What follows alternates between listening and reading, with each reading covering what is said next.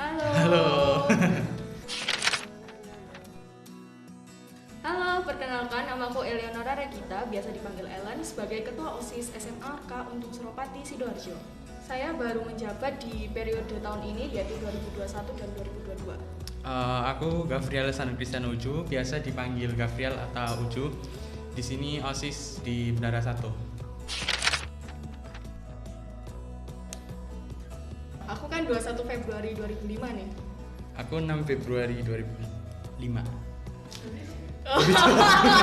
Iya, wakilnya berarti ya.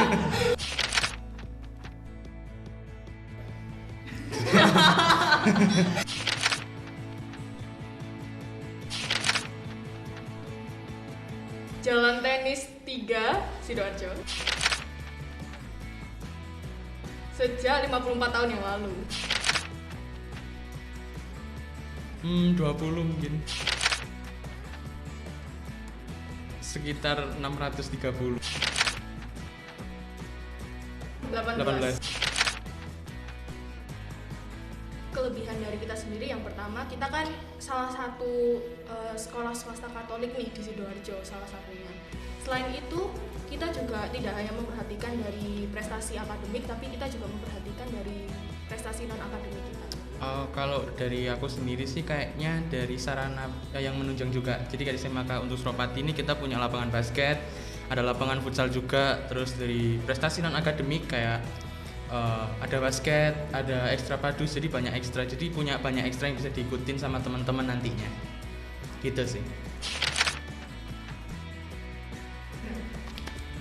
Ya karena kan mungkin dia yang pertama dia lebih tahu segalanya juga, jadi mungkin dia yang lebih mengatur ke kitanya gitu, jadi lebih mengkoordinir kita lebih ngikutin ke dianya gitu. Sebenarnya kan karena memang tanggung jawab aku sebagai ketua OSIS, jadi pasti harus tahu tuh segalanya. Jadi ya karena sudah tanggung jawab juga, dan di sini kan aku nggak cuma tanggung jawab sama 30 anggota aku sendiri nih, juga harus bertanggung jawab sama seluruh murid-murid di SMA K Untung Suropati ini. Mengarahkan anggota kita gimana kita bisa memberikan perubahan, meskipun itu sekecil itu perubahannya, tapi kita bisa memberikan dampak positif baik itu untuk orang-orang di sekitar Semapusda saja ataupun masyarakat di luar sana nanti. Oke, kalau aku yang jelas menjalankan tugas dengan baik, terus kan di bawahku juga ada satu anak lagi, jadi bisa mengkoordinir. Yang penting kerjasama sih kalau menurut saya di organisasi itu. Jadi perlu yang namanya kerjasama, komunikasi itu yang paling penting kalau menurut aku.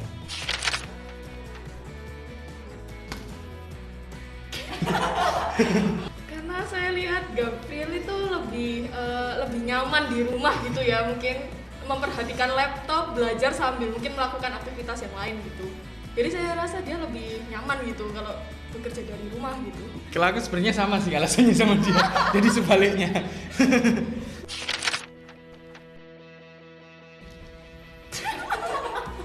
Lebih suka PTM sih, karena ya walaupun masih belum 100% semuanya ya, kan masih bisa ketemu teman sama bisa interaksi gitu. Kalau di rumah kan kayak sendirian cuma ngadep layar gitu. Kalau aku sih hampir sama ya, kita bisa, kalau di sekolah itu kita bisa interaksi langsung, nggak cuma sama teman kita tapi juga sama guru-guru juga. Jadi kita lebih masuk gitu pelajarannya kalau secara interaksi secara langsung kan. Jadi ya lebih enak PTM memang. Di kami ya interaksinya itu mungkin ya, soalnya kan kalau di rumah kan kita cuman bener-bener cuman diem perhatiin layar gitu doang, kayak mau interaksi sama teman pun nggak bisa, kita terbatas, mau keluar-keluar juga terbatas karena COVID ini kan. Jadi kalau misalnya sudah masuk gini, meskipun nggak 100% tapi kita masih bisa mengenal teman sekelas kita sendiri minimal gitu. Kalau aku sih lebih ke suasana sekolahnya ya. Karena mungkin kan udah lama di rumah kan, jadi jenuh. Jadi kalau suasana sekolah kan banyak teman, walaupun dari kakak tingkat, adik kelas, jadi lebih kerasa sekolah kayak bener-bener sekolah, terus bisa ketemu macam-macam guru yang karakteristiknya beda-beda. Jadi serunya gitu sih. Kalau saya sih lebih ke arah percaya diri aja sih. Jadi kalau ngomong di publik. Iya, tapi saya mungkin sedikit introvert mungkin ya.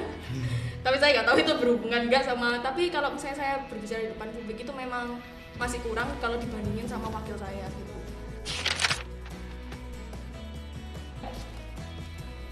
pertama saya kan masih jurusan IPS, dia IPA. Kayak kadang lebih berpikiran aja orang yang masuk IPA itu lebih jago karena kan banyak hitung-hitungannya. Saya lemah di hitung-hitungan soalnya.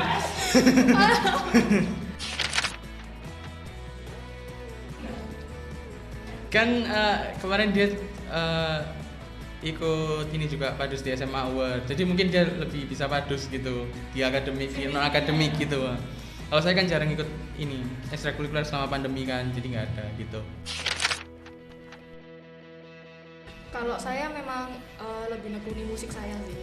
Jadi ikut paduan suara iya, terus saya juga main piano juga kayak gitu. Jadi kalau non akademik ya saya di musik. Ya karena memang mungkin saya ketua, jadi saya juga mengkoordinasi antara jadi jembatan komunikasi antara anggota saya dengan orang yang di atas itu, entah itu wakil ketua atau kepala sekolah kita sendiri. Oh, enggak gitu sih. Ya kayak itu tadi, dia lebih sering ketemu, dia lebih sering interaksi sama Wakasek ataupun kepala sekolah gitu. Kalau terutama kan kalau ada acara-acara kan pasti dia yang koordinasi langsung gitu sih.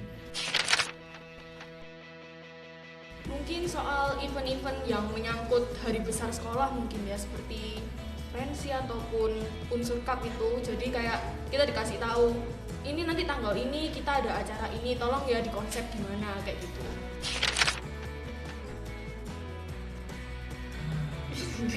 Ya karena itu tadi kan dia paling sering banyak koordinasi gitu. Mungkin kalau dari pelajaran kan mungkin dia waktu pelajaran dikontak sama pembina OSIS terus disuruh ngurus event atau apa gitu. Kalau aku sendiri sih yang pastinya kalau aku pegang prinsip mentor itu nggak cuma satu. Jadi aku kalau misalnya ketinggalan materi pasti aku nanya ke temen kayak ini gimana sih caranya gitu, apa aja tugasnya tadi. Jadi aku ngatur waktu buat ngerjain itu gitu dengan nanya ke temen. Pertama tanya teman karena kan mungkin ada teman-teman yang lebih paham, yang lebih bisa, jadi tanya ke teman. Terus kalau misalnya ada tugas bisa kan ngejar waktu gitu. Jadi manajemen waktu sih kadang. Jadi kalau kadang udah nggak tugas, nggak bisa ngerjain, izin ke gurunya dulu terus langsung kerjain semua. Tapi kalau untuk materi juga kalau ada yang belum paham bisa tanya ke guru langsung. Karena aku ngerasa kalau misalnya aku sudah yakin kalau ini pilihannya benar, aku nggak bakalan dengerin kanan kiri gitu. Jadi kadang-kadang juga harus dibujuk dulu aku buat ngubah keputusan aku itu sih. Kalau dari aku sendiri, kalau semisal udah punya satu tujuan ini, mau nggak mau kalau bisa diusahakan. Jadi satu visi gitu sejalan. Jadi bukan lebih ke keras kepala sih, cuman pokoknya kalau A, kalau bisa ya harus A, harus ngejar A, harus bisa dapet A gitu. Pasti perlu ya, soalnya kan semua tindakan yang aku ambil belum tentu benar semua gitu. Jadi aku juga perlu arahan juga dari teman-teman kita gitu, gimana sih yang benar itu gitu. Karena yang pertama biar selesainya tuh nggak molor-molor, soalnya aku tahu kalau misalnya di luar kegiatan OSIS itu pasti banyak anggota yang punya kegiatan lain kan. Selain itu juga melatih kedisiplinan ya, soalnya kan kalau terlalu banyak buang-buang waktu itu nggak efektif. Kalau dari aku sendiri sih karena memang orangnya nggak suka datang mepet gitu. Jadi kalau bisa lebih awal ya datang lebih awal gitu sih kalau dari aku. Mungkin ini tadi ya, saking cintanya sampai ke sekolah berangkat pagi banget. Secinta itu sampai aku mau repot ngurusin event dan acara sekolah ini. Harus banget, karena selain SMA kita ini swasta Katolik satu-satunya di Sidoarjo, kita juga terakreditasi A. Yang terutama teman-temannya baik-baik, bapak ibu gurunya seru juga, dan lingkungan serta fasilitasnya menunjang banget buat teman-teman semua gitu. Jadi untuk adik-adik SMP yang ingin masuk ke sekolah kita, kalian bisa cek semua infonya di IG kita, yaitu SMAK Untung Suropati. Di situ ada barcode, kalian bisa scan langsung dan di situ sudah tertera secara rinci bagaimana kalian akan mendaftar ke sekolah ini. Buat teman-teman semua yang SMP mungkin mau masuk ke SMA, ayo daftar bareng di SMAK Untung Suropati Sidoarjo. Teman-teman bisa datang langsung ke SMAK Untung Suropati Sidoarjo, nanti langsung ke ruang tata usaha untuk menemui Bapak Ibu guru yang bagian pendaftaran. Ayo teman-teman join ke SMAK untuk Suropati Sidoarjo. Dadah.